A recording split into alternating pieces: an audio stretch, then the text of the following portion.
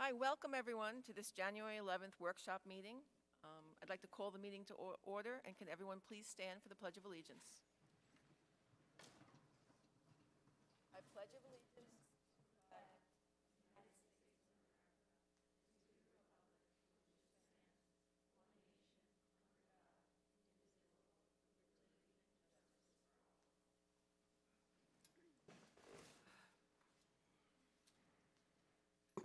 Okay, first order of business is I'd like to ask for a motion to remove item 1A from the agenda, as Darlene Dolan, District Clerk, is present at tonight's meeting. Can I have a second? Second. Okay, thank you. Actually, any objections? Motion passes. Okay, now the Superintendent of Schools, the Superintendent's report. Thank you, Ms. Kowalski, and good evening, everybody. I just hope you enjoy the holidays and you started the new year on a positive note. I always like to start my report with something that it's most important to us, and it's our students.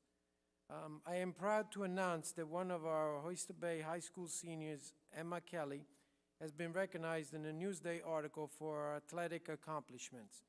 According to the article, Emma, a four-year varsity basketball player, averaged 14.8 points per game last season and is also a tough defender. The student's accolade brings so much dignity and joy to our school, and congratulations, Emma. Great accomplishment.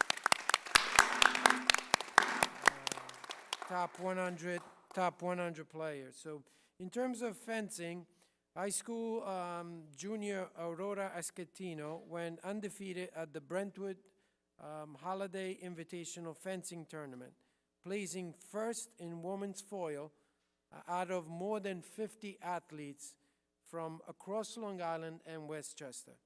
The girls' varsity fencing team, led by Coach John Bruckner, had a successful tournament. We also, in addition to Aurora's first placement, we have sophomore Nicole Krumholtz, placed third in the women's epi event. The district and we are so proud and congratulate the fencing team. Great job. Oyster Bay Science Department, East Norwich School District celebrated STEM with a special pre-K to 12 coding, science, and engineering activities. Science National Honor Society students and advisor Ms. Colleen Anicelli and Mr. Ben Fox organized high school students who assembled 800 STEM kits. So each elementary student went home with a kit, an activity, an experiment that they could do with their parents, with their family. Ms. Regina Diorio and Mr. Keith Harrison launched a STEM week with a building-wide assembly on December 1st. So very proud of what they have done to inspire students to get into STEM, which is science, technology, mathematics, and English. Congratulations. I hope during the holiday, before the holiday, you had a chance to attend some of our concerts. I know some of our teachers are here. They did a remarkable job. It was impressive. And the last week, we had the high school chamber singers perform a town hall. I think that is going to be a new tradition. And it was so nice to have them perform and in the town hall room. So congratulations on that. When you have great students and you have great schools and great accomplishments, you always have great teachers. And I'm very proud to announce that Charlie Rizzuto, physical education and health teacher at Oyster Bay High School, has been named by SHAPE as a Physical Education of the Year. This is a tremendous accomplishment. There's only 4 teachers nationwide.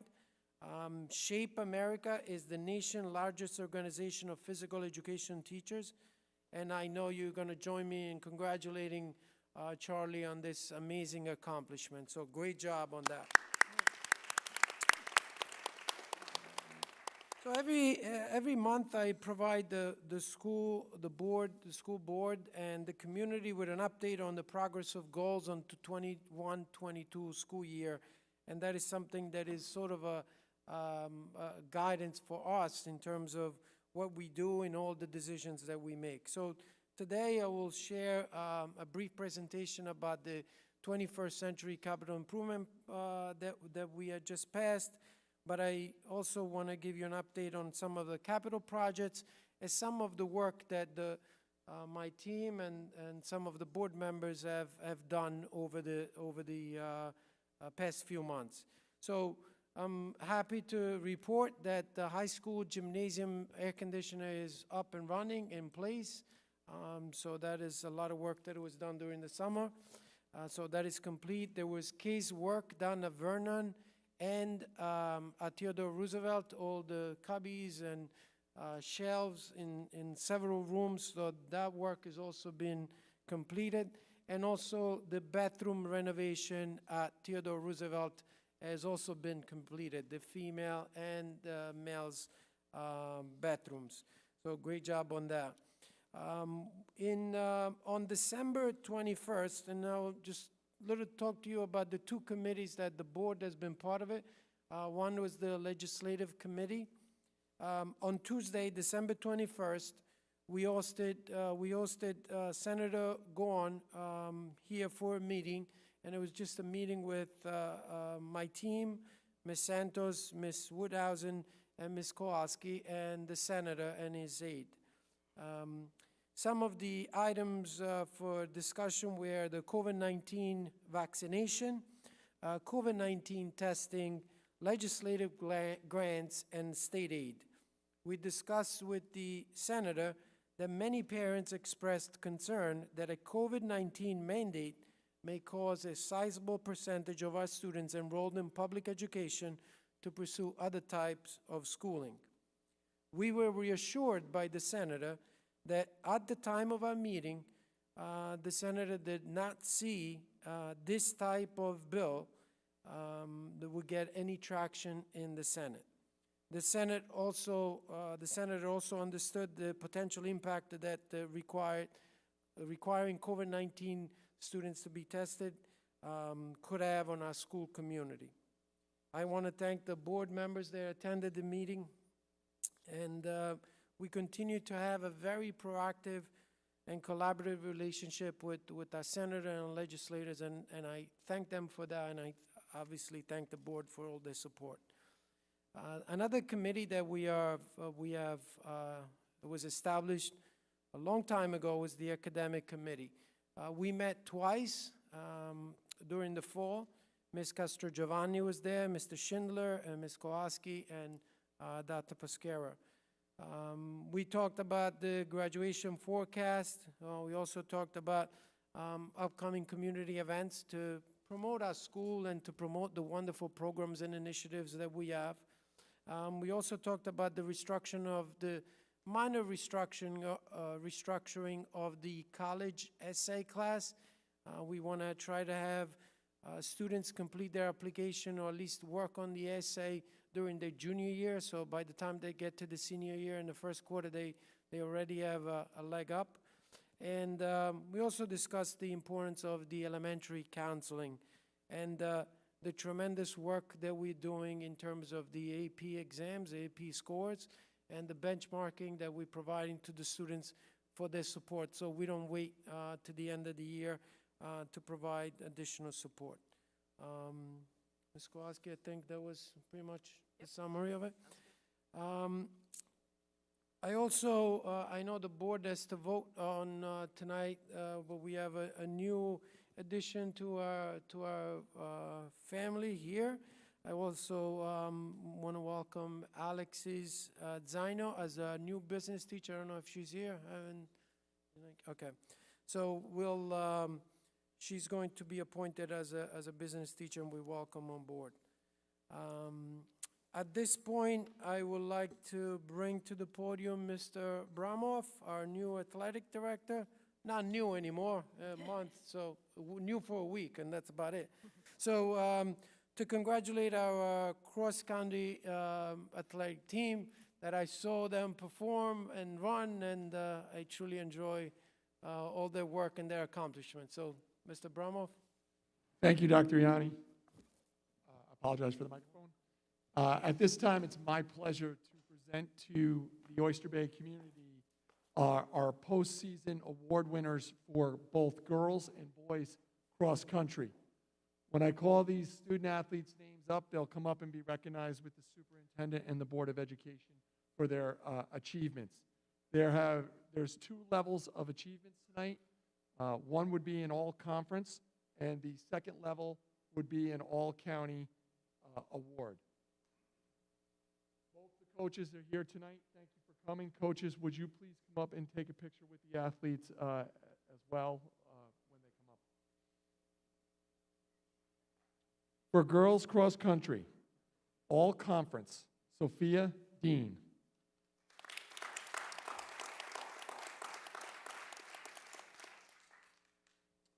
For girls cross country, all county, Nomia Gagliardi.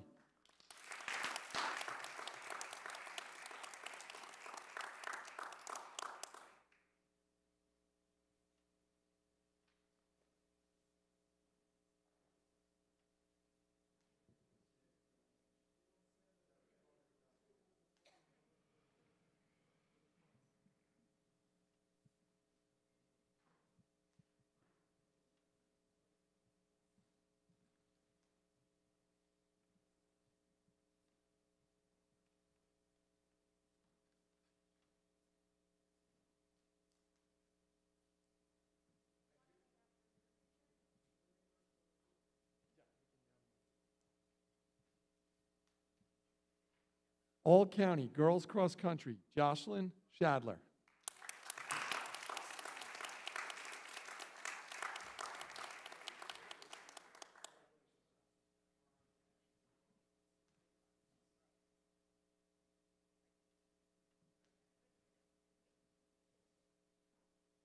All county, girls cross country, Nicole Walsh.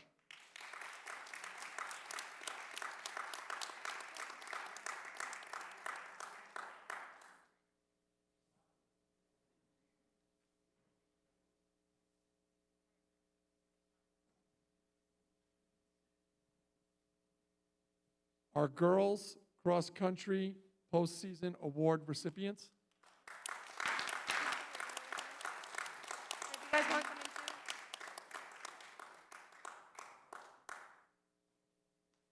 Thank you.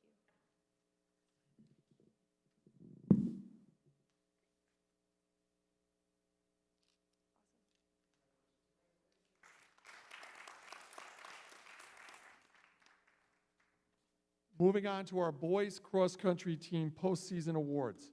All conference, Jonathan Cox.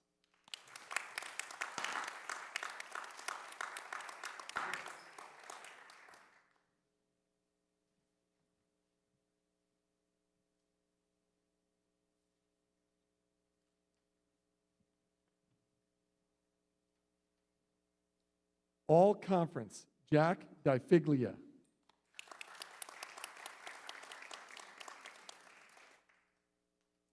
All conference, James Salvato.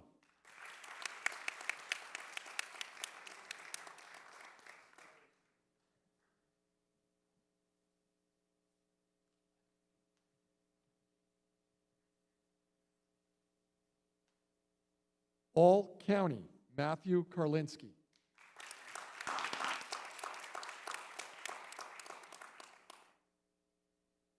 All county, Zachary Green.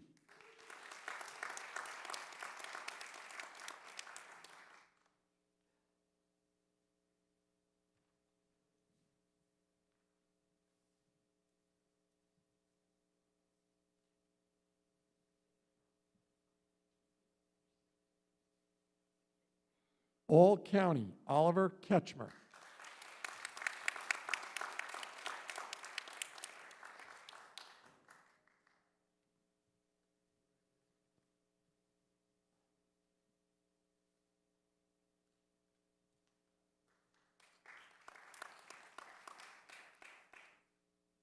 And all county, Christopher Tarduno.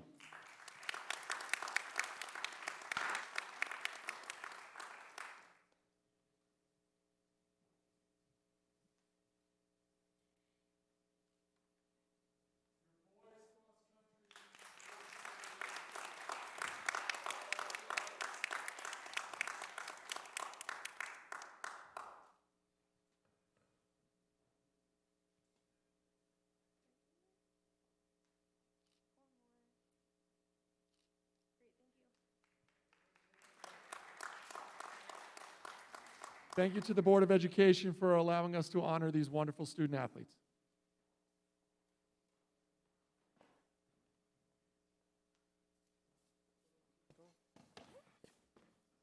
Okay, at this point, we'll have two presentations. So I'm going to invite Ms. Rachel Green to the podium for the first presentation about our Mandarin program.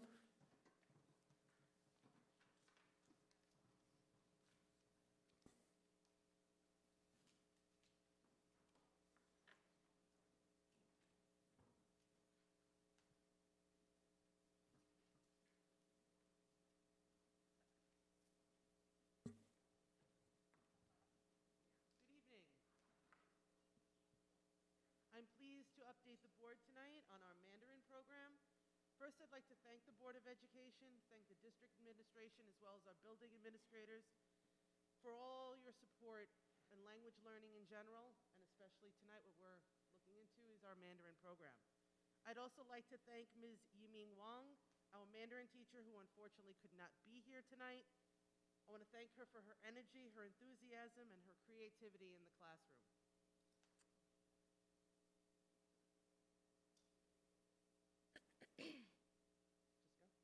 So as you can see up here, the first thing I'd like to start off with is our current program. Currently, right now, all of our students in 6th grade at Vernon have 30 minutes of Mandarin built into their instructional day. Ms. Wang pushes into the students' homerooms. In the high school, we have one section right now of Mandarin 1A in 7th grade. When we talk about instruction and language acquisition as a whole, in Mandarin class, and as well as our other language classes, all lessons are planned using topics related to students' personal experience. Target language is used more than 90% in the classroom. All learning activities are interactive and task-oriented. We teach through songs and chants. We use the TPRS method, which is teaching proficiency through reading and storytelling. Ms. Wang also follows the New York State and ACTFL guidelines and standards. Here are some of the topics that are covered in Mandarin from September to January. We teach thematically: daily greetings, names, numbers, dates, ages, and birthdays, colors, likes, dislikes, hobbies, body parts and appearance, family, cultural difference, lucky and unlucky colors, and birthday celebration. You'll see here I have a few examples of student work throughout the presentation, but this is one of our students' work about personal identification. What's going to be happening from January to June? We're going to explore the Chinese New Year, which is going to be a big cultural celebration at Vernon, as well as the high school. Weathers and seasons, daily routines, health, transportation, occupations, emotions, and culturally Chinese art, specifically calligraphy and paper cutting, as well as some Chinese games. I think the best way to really explore what's happening in our classrooms is to hear from our students themselves. So we have a little video.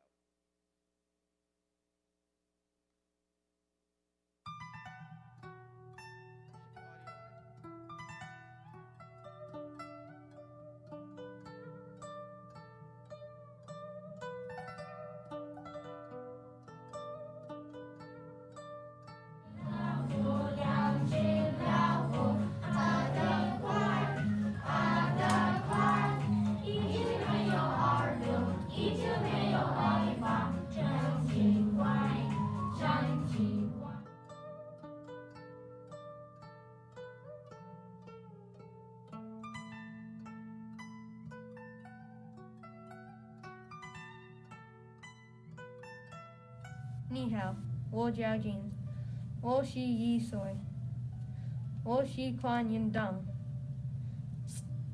我喜欢上网。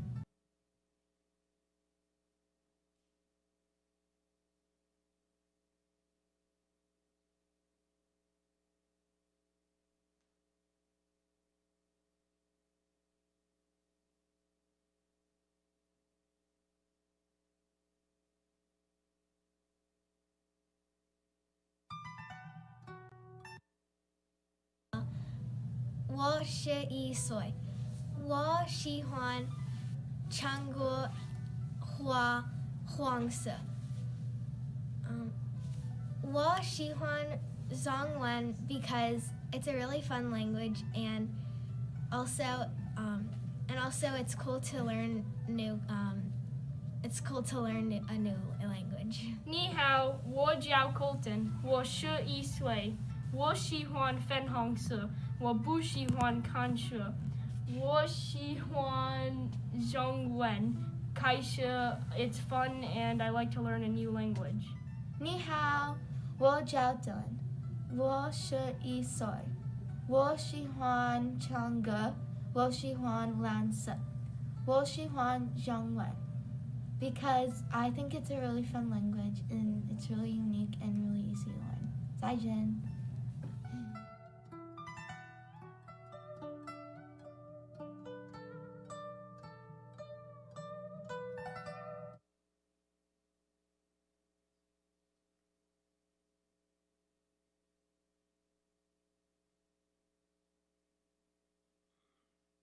Okay, some other ways of showing what our students have been doing in class.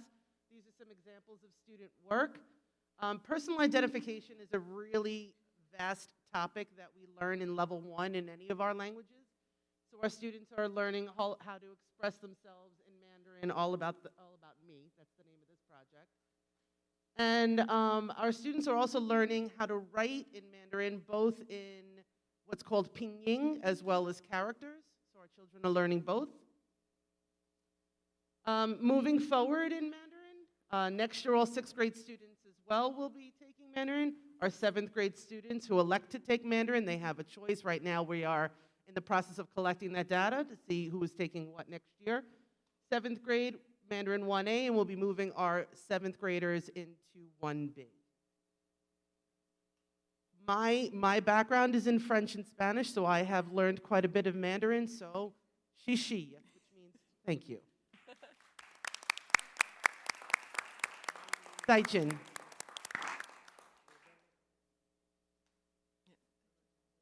Question?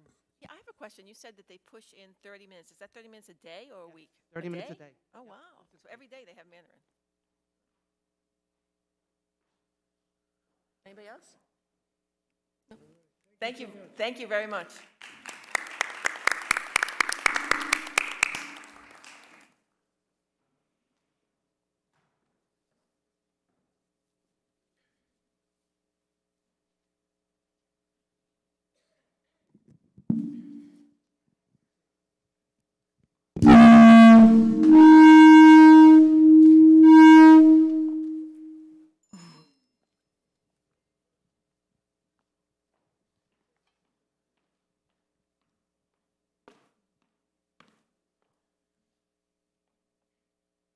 So at this point, we're going to have an update on the orchestra program. And we have Mr. Femino, our K-12 supervisor of music and art. Thank you, Hi. Mr. Femino. Good evening, Board of Education, Administration, and community members of the Oyster Bay's Norwich School District. Tonight, as you know, I'll be providing you an update on the orchestra program at Vernon. Back on March 3rd, 2020, before our lives would take a quick turn, I stood before you presenting on considering adding orchestra to our Fine and Performing Arts Department. Just a quick recap, orchestra are the string instruments, violin, viola, cello, and bass. Prior to having orchestra, students had the choice of being in band and/or chorus at Vernon. Thank you for your support in adding orchestra to the Fine and Performing Arts Department. In September of 2020, we started offering violin and cello to 4th graders, as well as any 5th grader not in band. We had 30 students in the program. During the first year, the beginners worked on playing their instruments pizzicato, which means to pluck the instrument. Dr. Yanni, I believe in Italian that means pinched, pizzicato. And then eventually, when the students became more familiar with the instrument and reading notation, the students added using the bow. In the spring, the students performed in a virtual concert that was pre-recorded in place of the Vernon 3rd and 4th grade concert.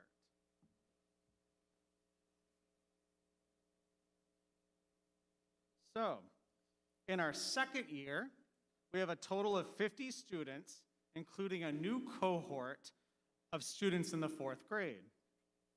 Our 5th and 6th grade students, which are in the elementary orchestra, had their debut live performance this past December.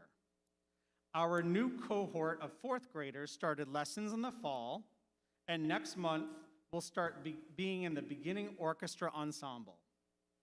This year, we expect an increase in participation in the NYSSMA Festival and look forward to the musical growth of not only our string players, but all Oyster Bay East Norwich musicians. Looking ahead, the program is expected to have about 80 students at Vernon in 3 full-size cohorts, 4th, 5th, and 6th grade. When the program is at its full capacity at Vernon, and also when students transition to the middle level and high school, we would want to start to implement the 2 more challenging instruments, the viola and the bass. Also, with an increase in numbers throughout the district, we would want our students to participate in county events such as All County and LISFA, which is the Long Island String Festival Association. Of course, when those festivals return to live events, they have been canceled or virtual the past couple of years. Here is a recording of the elementary orchestra performing Good King Wenceslas in the Vernon 5th, 6th grade concert last month under the direction of Miss Muller, our leave replacement music teacher.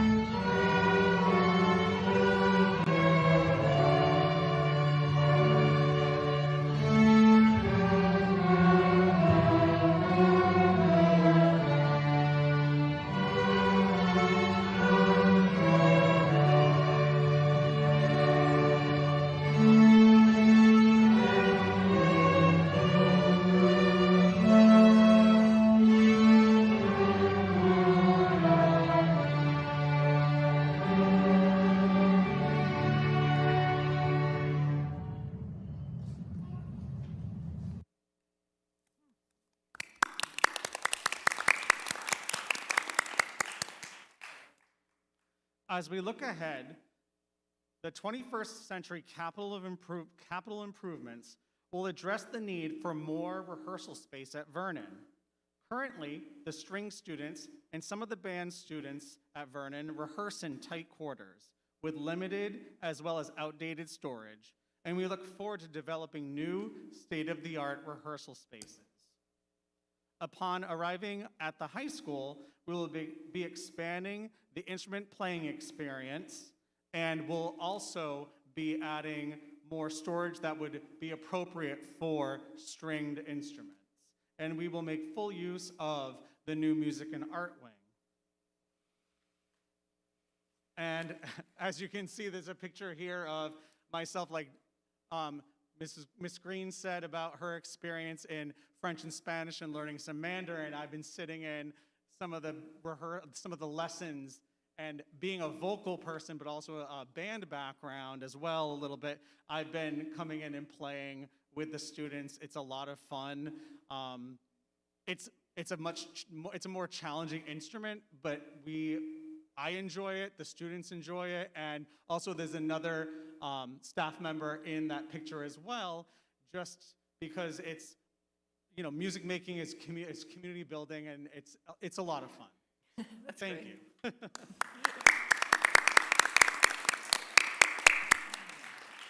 That's great, thank you very much. Sure, thank you. Does anyone on the board have any questions? I just have a comment. I just thank you, Mr. Femino, for bringing this program to our students. It's very important. My only regret is my kids are too old to partake in it, but thank you for bringing it. Thank you. Okay, thank you.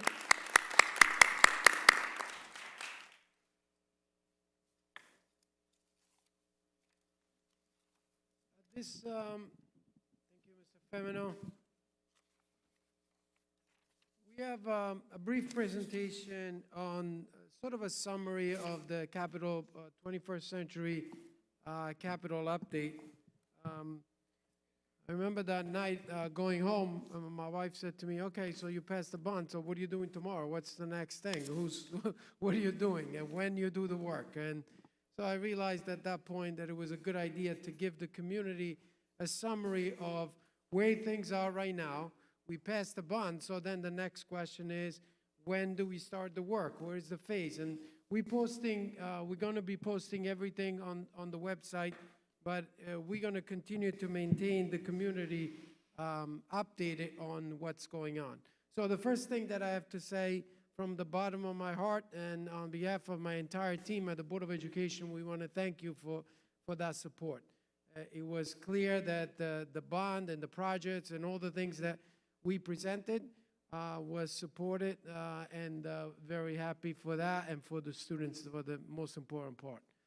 When you look at the total list of projects, that has been consistent from the beginning, and I'm not just going to read every single one, but you see that there is something in every school. And what's important about this is that the projects are done in the next couple of years, and we have a complete timeline for you, so it will be you know that what's coming in every building, and it's important to stay up to date, visiting our website and just following us on social media. So when you look at the process, we kind of divided the presentation into a couple of things.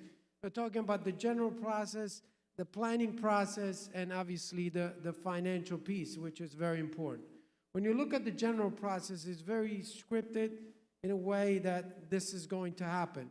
The first thing is the design process and the submission to the state, approval from the state, just like you would do work in your house, pretty much same concept.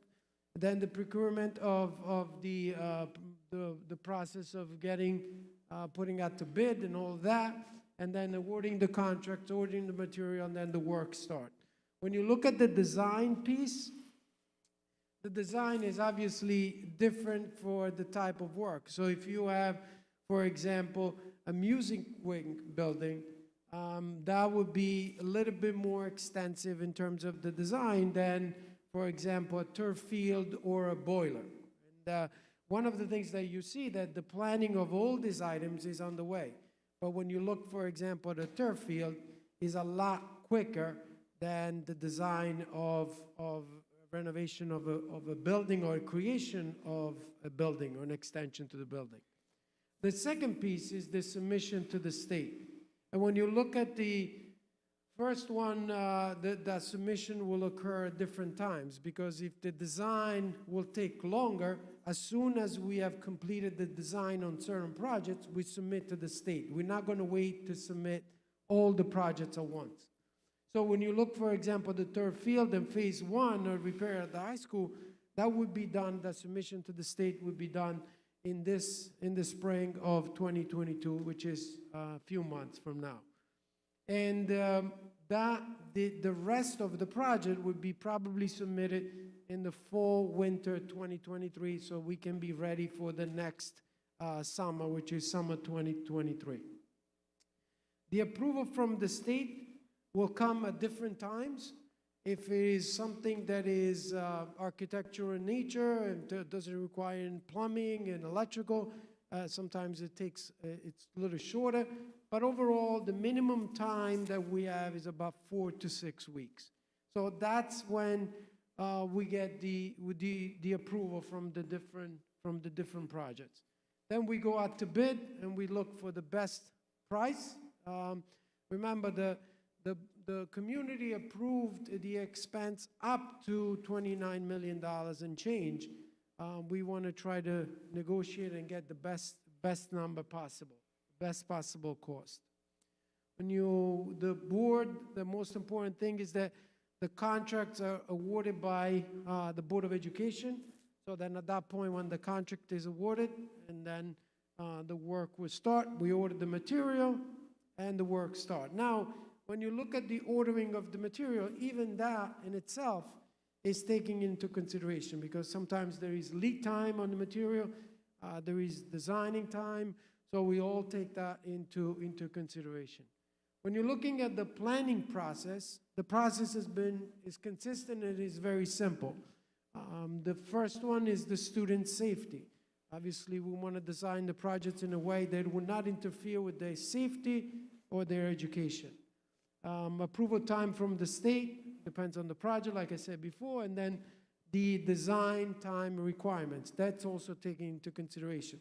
Sometimes you have a building, extension of a building, you have to take into consideration the different material that you pick and the different colors. And if you design like a music room, you want to have the teachers involved. You want to have, in the science room, you want to have the science teachers involved, the principals, administrators, all of that. So that could take a little bit of time. The cost is also important in the planning process, because sometimes we group projects so we can save on the cost, material lead time. Sometimes you're ordering a material that will take longer to get it, so that's taking into consideration. And obviously the state aid, which we want to make sure that we stay within the numbers that we have proposed to the community. When you're looking at the financial aid, the application for examination and approval of financial plan, that is also done. All the necessary paperwork is filed to the state, so we put that expense, that debt expense on the book at the right time, so we're not missing on the state aid and the capital, any funding that we can receive based on our expense. When you look at the timeline, this has we spend a lot of time talking about this, and obviously it's based on the projects that we have. In the next few months, we are doing the preparation for phase 1. Phase 1 is the summer, fall 22, and a little bit of, hopefully not, the winter of 23. And during that time, when you see on top, the completion of phase 1 and the preparation for phase 2 goes into effect. And then we're going into phase 2, which is the bulk of our work. And that starts in the summer 23, and it goes all the way into the spring of 24. When you look at the phase 2, a lot of the work, like I said before, is done taking into consideration the students. And so if there is an extension, let's say the music wing at Vernon, during the summer is the heavy-duty noise, loud work that could happen. But then during the winter, they work inside, and then when they're ready to connect the building, then that connection is done. So that's pretty much the phase that we expect to follow. When you look at the different phases, what I have outlined for you is a list of all the projects, what building they're in, and obviously when that's happening. And that's pretty much self-explanatory. So if you look at Turf Field, that's done in the summer 22, enhancement of the main entrance, also done in the summer 22, fall 22. Phase 2, pretty much the same thing. Just a quick reminder, all the items in red are coming from the building condition survey, and that is done in conjunction with the other projects. Some of the work, like the construction of the music wing, the building extension of Roosevelt, those are done over an extensive period of time. So that starts in the summer and keeps going throughout the year.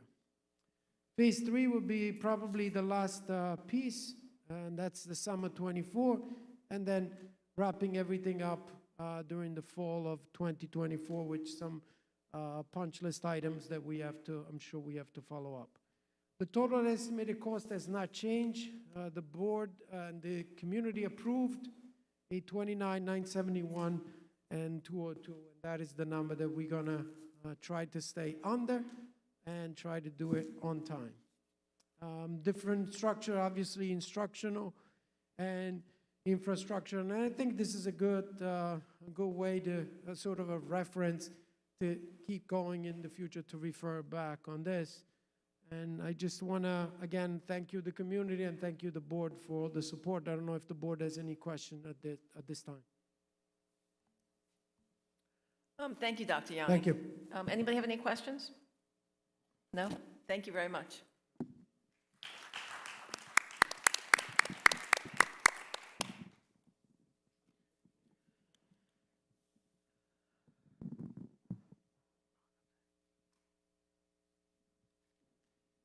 Maureen, is that it? As far as Dr. Yanni is concerned? Okay, good. Okay, let's move on to the opportunity for the public to be heard on agenda items in accordance with the open meetings law. Non-agenda, okay.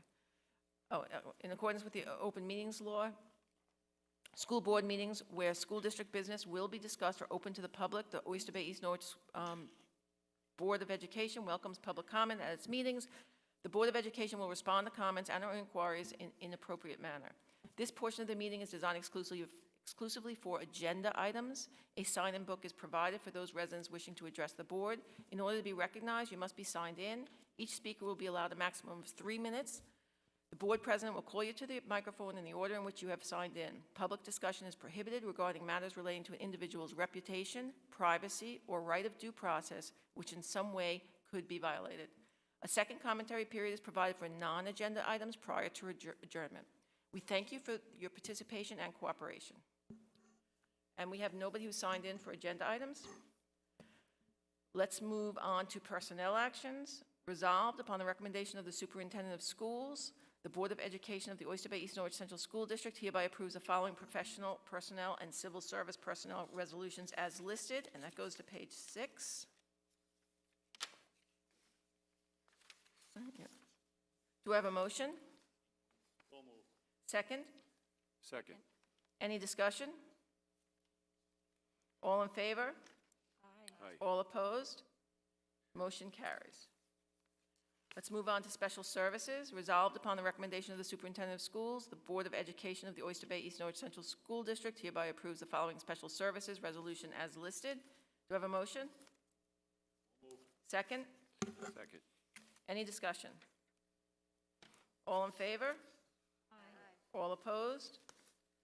Motion carries.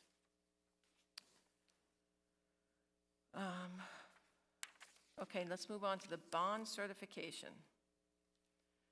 Bond resolution of Oyster Bay East Norwich Central School District, New York, adopted January 11, 2022, authorizing the construction of alterations and improvements to district buildings and/or the sites thereof, stating the estimated maximum cost thereof is $29,971,202, appropriating said amount therefore, and authorizing the issuance of a $29,971,202 serial bond of said district to finance said appropriation. And I'm going to need a roll call on this one. First, I need a motion, though, right? Yep, motion? So moved. Second? Second. Any discussion? Okay, so now we need, Ms. Castrogiovanni, is that a yes or a no? Yes. Mr. Cronin? Yes. Ms. Santos? Yes. Mr. Schindler? Yes. Ms. Windhausen? Yes. And Mr. Jabosi? Yes. Great. Thank you. Motion carries. New business, resolved upon the recommendation of the superintendent of schools, the Board of Education of the Oyster Bay East Norwich Central School District hereby approves the following new business resolutions as listed. Do I have a motion? So moved. Second? Any discussion? All in favor? Aye. All opposed? Motion carries. Let's now move on to the opportunity for the public to be heard on non-agenda items. And the first person is Ms. Gina Weinberg. Please come to the podium.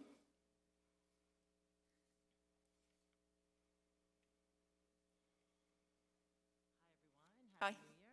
Happy New Year. I'm going to just read something, but whatever I don't finish in 3 minutes, So we must understand that here is a big difference between the actions of Governor Cuomo and Governor Hochul, so I'm going to explain it. One governor acted within the law passed by the Assembly, and the other one is not. Governor Hochul signed her Executive Order Number 4 on September 27, 2021, declaring a statewide disaster emergency due to healthcare staffing shortages. In contrast, Governor Cuomo signed a state disaster emergency declaration on March 7th of 2020, and the big difference is that following Cuomo's declaration, the Assembly voted to give him full reign with broad power to issue executive orders and to make any directive necessary.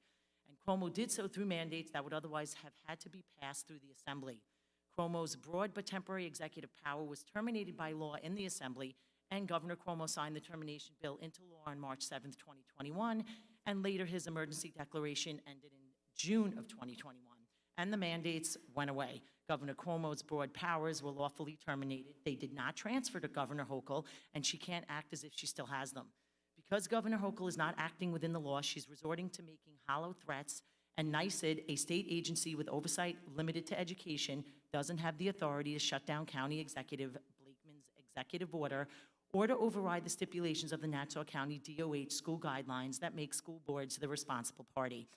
If Governor Hochul had the law on her side, then she would have filed an injunction or sued Nassau County, and she hasn't, and the governor has not stated which law would be violated.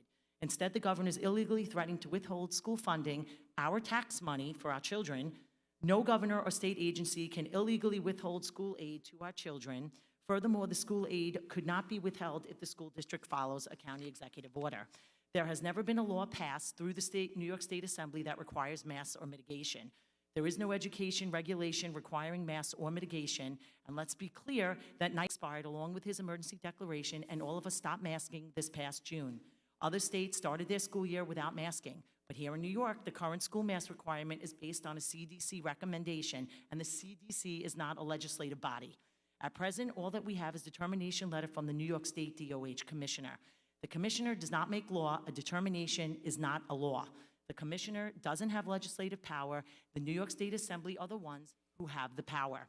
As of March 7, 2021, the officer of the governor no longer has the broad power to issue emergency mandates. That is why Governor Hochul has stated that she cannot enforce masking requirements.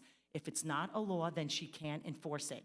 Hochul acknowledged in her December 14, 2021 press conference that the state would not be enforcing the mask determination, stating, "We have left this up to the counties to enforce." The governor specifically stated that because she knows that she doesn't have the authority to enforce this determination Thank you, Ms. made by the Weinberg. health commissioner.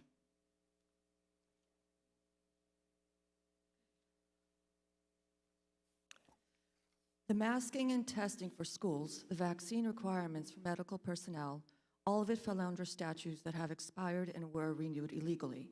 Furthermore, the authority that gave the health commissioner the power to make such determinations, 10 NYCRR 2.60, was temporary.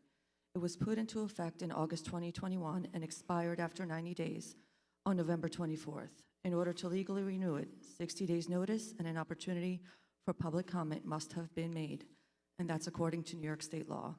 Instead, the commissioner renewed it improperly without public comment, therefore renewing it illegally. This means that the New York State DOH commissioner's determination is also not legal, as it was made under a statute that expired and was not renewed according to New York State law. Regardless, an executive order will always supersede an agency determination, and in this case, the determination was extended illegally. New York State DOH, like NYSED, is not a legislative body. Governor Hochul's executive order only specifies a state of emergency limited to alleviate hospital staffing shortages. She does not have the broad power that Governor Cuomo temporarily possessed to make a mask requirement. It is illegal for anyone to enforce and essentially discriminate. But Governor Hochul's pushing compliance by pressuring businesses to act as her enforcers and state agencies to pressure all of us. A statement issued on January 6, 2022 by NYSED Commissioner Rosa on the Nassau County Executive Order states that school boards are expected to follow all legal requirements. Let the word all be carefully considered. All means the Constitution of the United States. All means the New York State Constitution. All includes the Bill of Rights. All means following the Americans with Disabilities Act. All includes U.S. Code Title 21 prohibiting the requirement of face coverings, which are deemed by the FDA as a medical product under emergency use authorization. The county DOH school guidelines specify the boards are the responsible party, not the governor, not the commissioners. No one but the elected school board members have the power to adopt, modify, or remove these guidelines. We ask that school boards start acting independently and take back local control that belongs to the people that elected you. You were elected by us, not by NICID or the Nassau-Suffolk School Boards Association. Board members took an oath to uphold the United States Constitution, the New York State Constitution, which include human rights laws. The board members did not make an oath to NICID. Members of the board must stand up for our rights and make a motion to vote to make masks optional. We urge you to do this in order to preserve choice and the rights of all parents to make medical decisions for their children. We do not co-parent with the government. Board members, Nassau County Executive Bruce Blakeman has provided you with the opportunity to preserve our rights, so take it and act today. Thank you, Ms. Curry. One sentence. If not now, then when? When will you stand up for our rights and preserve them for all of our children? Thank you. Thank you, Ms. Curry. Let's move on to Ms. Carolyn Mann.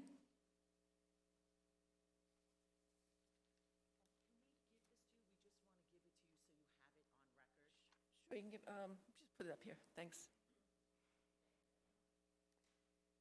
Good evening. I just wanted to bring something to the attention of the public and the board, something that is being proposed, an amendment that's being proposed by the New York State Board of Regents. This will be presented at their February meeting for permanent adoption. The proposed amendment to subdivision A of section 64.7 of the regulations of the Commissioner of Education relating to the execution by registered professional nurses of nonspecific orders to administer COVID-19 immunizations. What is up for questioning here is, should the Board of Regents adopt the proposed amendment to subdivision A 64.7 of the regulations of the Commissioner of Education, allowing them, the professional nurses, to administer nonspecific orders for COVID-19 immunizations? So this is something that was not made public anywhere other than on Twitter.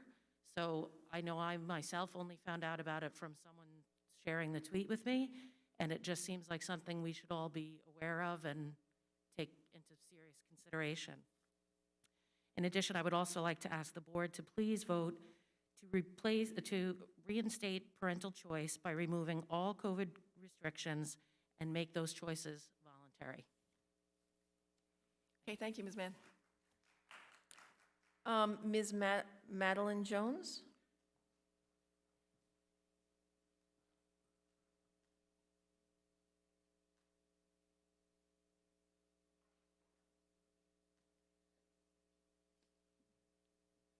Hi, so I'm here as a parent alum, a grandparent, a retired educator, and a concerned citizen. As I said, I'm a concerned citizen. I'm concerned for my constitutional rights. I'm concerned that our freedoms as parents for parental choice are being taken away from us. Bruce Blakeman at this very moment is in Albany fighting for bail reform and parental choice. I'm very thankful that he is fighting for us, and I'm certain that he will continue to fight without ceasing, as will we.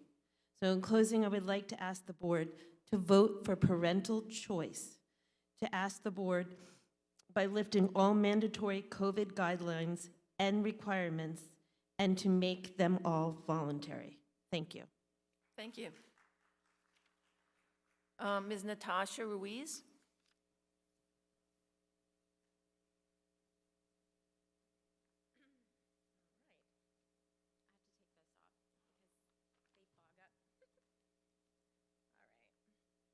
Hello. Hello, my name is Natasha Ruiz. I'm a decades-long Oyster Bay resident and a proud mother of a 7th grader in the Oban School District. I've never been before compelled to come and speak in front of a board like I am now. Today, I come to you to vocalize my extreme frustration with the mask mandates. I have been patiently waiting for the district to make the right decision for the good of our children. Thankfully, County Executive Blakeman has taken a huge step in the right path. I have entrusted you, the board, since the first day my daughter started school, and my daughter enrolled, that you guys would make the proper decisions and benefit for her future. I've never once questioned the decisions that you guys have made or how this entire process works. Masks should be optional. I see firsthand the emotional and psychological damage that the masks have caused our children. I reach out to other parents, as you see, they're here, and there are a lot more that feel the same way that we do, or I do at least.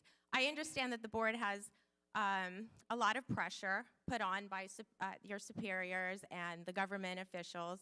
It makes it hard for you guys to stand up, but we did elect you guys to make the right decisions for our children. I am not standing in front of you today to point fingers at all. I want you guys to know that I'm here to support you, but enough is enough.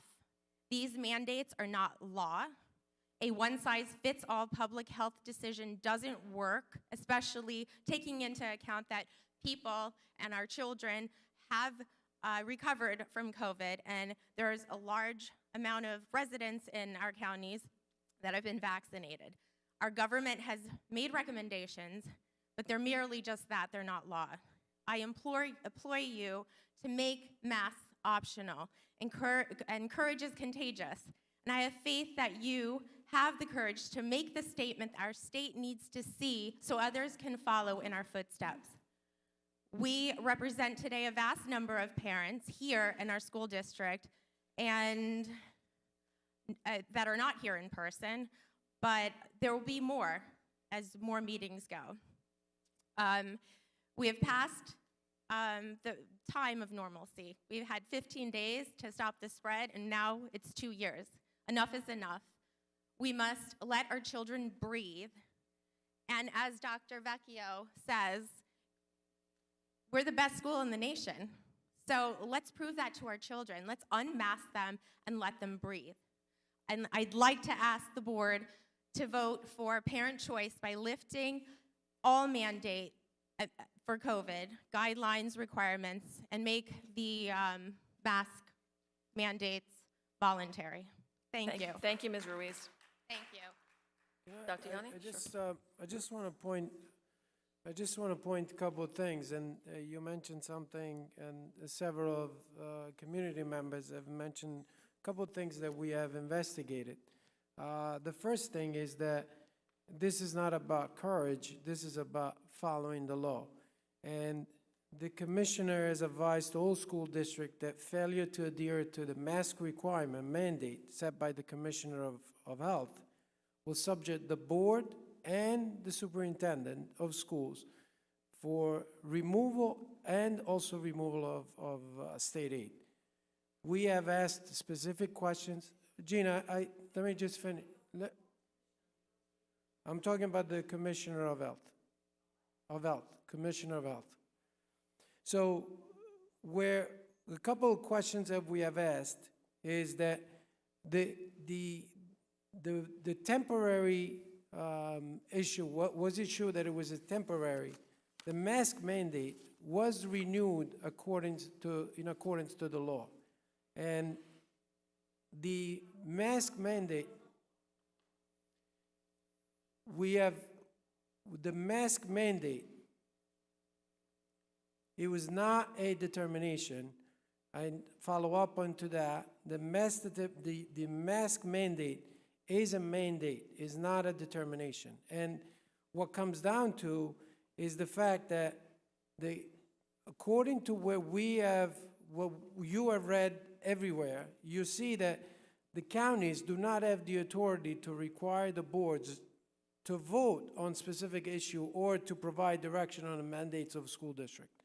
And the most important thing over here is that the commissioner authority to issue a mask mandate has been litigated and upheld in courts. So at this point, I don't think it's about, Gina, let me finish 1 second. I'm being very specific in the fact that at this point, it's not about courage. It's not about us standing up and doing the right thing for the kids. This is about following the law. And that's what it comes down to at this point.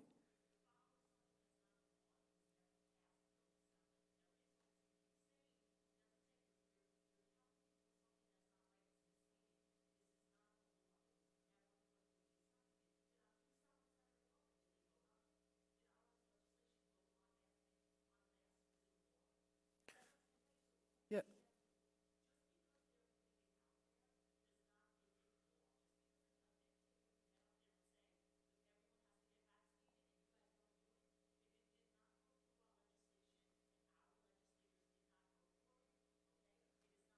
But I am- Judge Zwack in the district, in the New York Supreme Court stated that the governor had broad authority, and they actually voted against Massapequa on the mask mandate. And in fact, when you listen to the Massapequa people talk about what happened, the governor threatened to not only shut down the schools and put everyone in remote, which is not a good thing for our students. She also threatened that they would notify the insurance company so that the school district could possibly lose their insurance. So it's a little bit of a bigger issue, and I'm not arguing the substance of the issue. I'm not arguing whether masks are good, masks are bad, or anything like this. This is all about what we have to follow. And right now, our attorneys have advised us that you can't. And similarly, if you look at even Massapequa, they didn't remove their mask mandate either, because I think they're afraid also that if they do something like that, they've already been told by the governor that they will lose those things. Now, I mean, you're risking shutting down our schools and going remote. I mean, I think our kids need to be in school.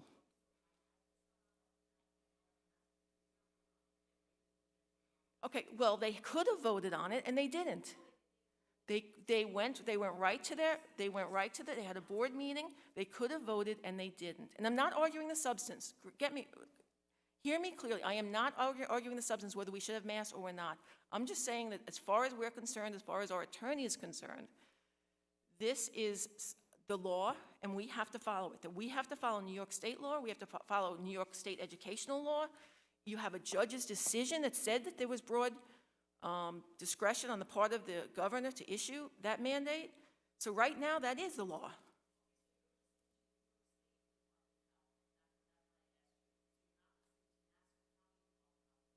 But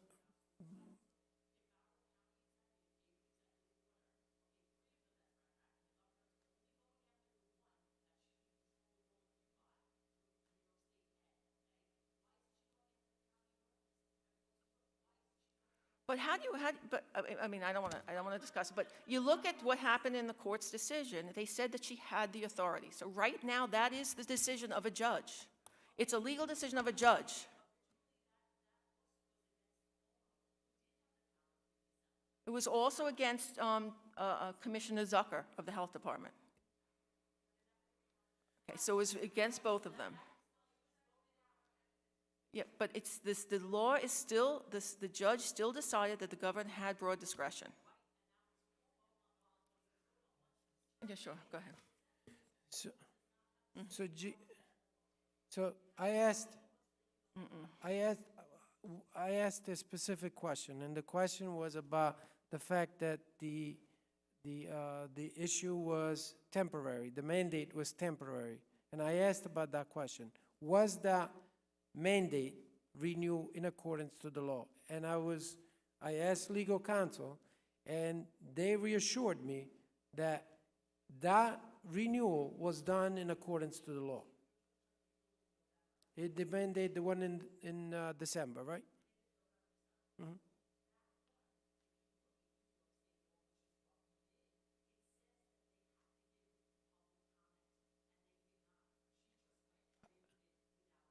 So I followed up.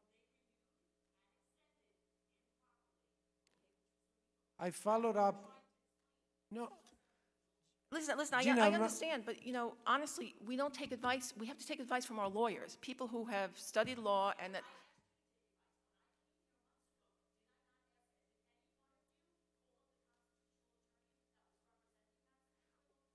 Well, But- we but- we have our own lawyers. We have our own lawyers. It does, yeah, but that same lawyer who wrote that opinion lost in the case. The judge doesn't decide something by the number of schools. A judge decides something based on the law. Okay. Okay, I'm sorry. Uh-huh. And I think it was a Republican judge also who decided that. I'm just saying that it's, okay. Well, right now, that's the lawyer. We have our own lawyers, and we have to follow our own lawyers. Okay?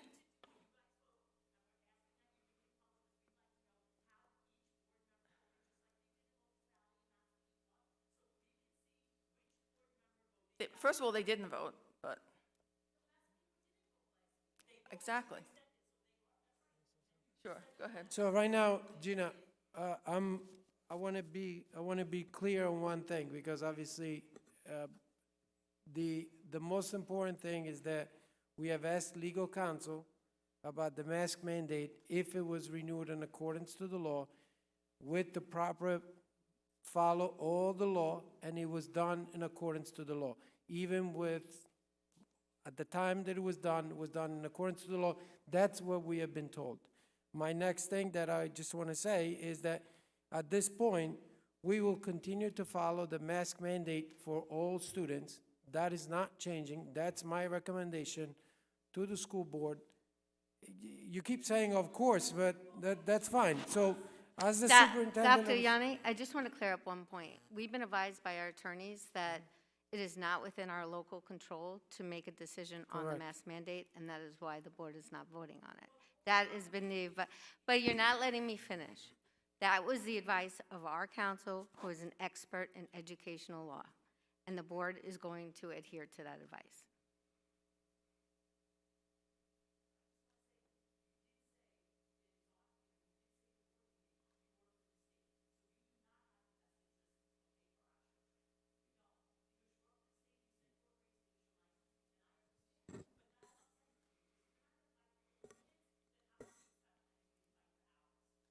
But you understand, right now, Gina, okay, well, let me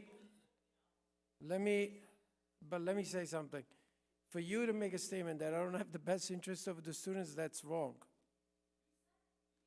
Okay. Okay, thank you.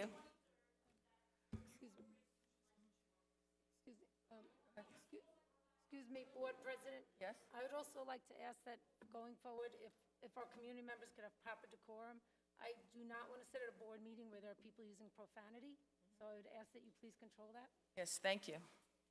Okay, the next person to come up is Mr. Chris Jones.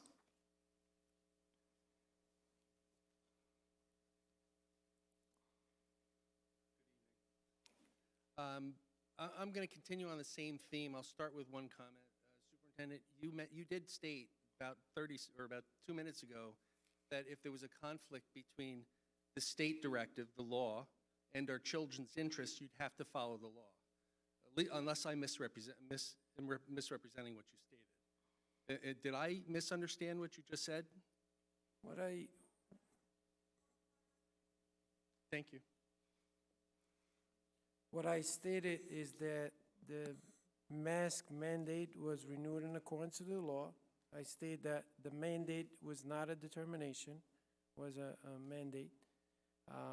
And what I stated, that I have the best interest of the students. I stated that 3 months ago. I stated it every day. And so that's what it comes down to. But at the end of the day, I can't go against the law. So. Well, we have you here to shield and protect our children.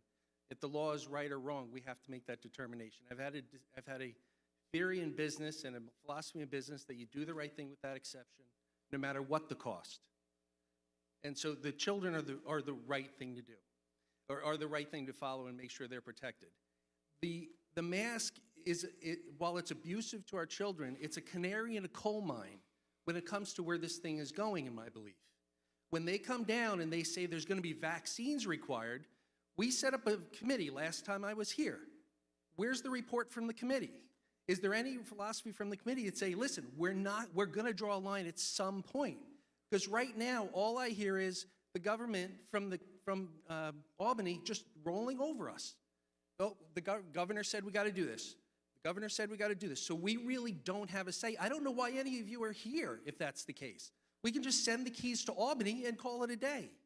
So what's the report from the committee? What was the result from the committee meeting to talk about whether or not we would allow mandatory vaccines in this school? Dr. Yanni gave a report at the beginning of this meeting about that legislative committee meeting that we met with Senator Gorin, and he said that there was no initiative before the legislature to mandate vaccines. That was not the charge of the committee meeting. I was sitting here. The charge was, what would you do if a mandate came down? What would your response be? No, at some point you have to decide. You don't think it's better we go to the legislature to see if that is even an idea before the legislation? No, Why would we listen. do a what-if scenario? Why if wouldn't it's you? not- Everything it's we not thought before would the happen legislation? is in the process of happening. They just keep moving the line down. If you don't decide to draw the line someplace, there is no line. So you have to draw the line. I'd rather draw the line at masks, where it's a lot easier to defend and it's less consequential than wait until we get to vaccine mandates. So you asked me where, at this point, there is a law that I have to follow. And there is a law that is clear. We have consulted with our legal counsel. There is a law that is loud and clear, right? And the law says that there is a mask mandate, period. That's the law. So right now, if I break the law, I can't advocate for my students. That's so basically, if I That's a break the law, circular argument. but You're not anyway. If you're just saying the law is the law, I got to do that. Then I got to where's follow the law. advocating? I got to follow the law, and within the law, I will make sure that I will provide the support for our students. But if I break the law, I'm going to be removed from office. Every board member and myself, we take an oath of office. So at this point, we take an oath. So at this point, if I break the law, I'm going to be removed. So there is no support for the kids. And I don't think there is any superintendent that will come out and say, I'm going to break the law. So are you saying that if there's evidence from somebody, from legal counsel, that contradicts the direction that you've received from your counsel, that you will accept that and then move with that other counsel? Are you saying that this is just a closed case, you've accepted that it's the law and that's it?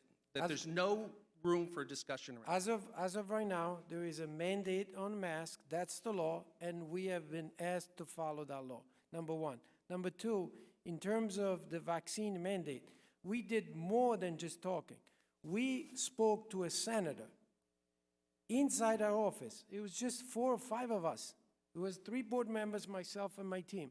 And we asked, is this a real possibility? And we were told that at this point, something like that would not And we actually said to him, we have very big concerns about it. Our community has concerns about it, and we want to know what your feelings are on it. And he said, I don't think there's even traction on that. Well, in the assembly, supposedly, right now. But not, and when we were told by the senator, there are thousands of bills that are presented, but he said to us, after we told him, I said, a vaccine mandate for our students would be a serious concern for our community members. We did more than that. I don't know how many people sit in a room with a senator 10 days after a board meeting. Honestly, I think that... I just want to clarify one thing that Senator Gorin explained to us. We brought up that bill in the Assembly, and that's why we asked for the meeting. We took the initiative to be in front of it, and he said to us there is absolutely no traction in the Senate to support that bill. So if there's ever a concern that there would be, we certainly would raise those concerns again. But it wouldn't make any sense at this point to advocate for something that's not even before the Senate. We've also made ourselves clear on how we feel.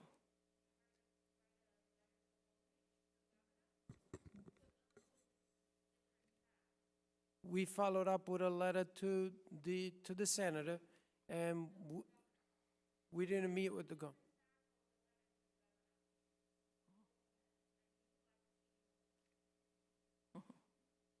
Well, in my opinion, it's much more effective to talk to the legislature who's enacting the law, which we did. So I think we were actually more proactive than those school districts writing to the governor. Listen, I got 26 seconds. I'll give you two closing thoughts. First thing is, you know, as far as the masks go, it's kind of like putting a chain link fence around your house hoping the mosquitoes don't come on your property. It just, I don't believe they work. That's just personal sentiment. More importantly, at some point, we'll need to draw a line in the sand. I hope and pray I am wrong, and where I think this is going, it's not going. I really do hope and pray that. But I do believe you need to draw a line in the sand and stand there no matter what the consequence. This is about protecting our children, and the consequence of them getting the vaccine at this age is horrific, in my opinion. Thank you, Mr. Jones. Okay. Okay, do I have a motion to adjourn the meeting? We have to go into exec session for personnel. Second? Second. Okay, thank you. Thank you, everyone, for attending and speaking. Have a good night, everybody.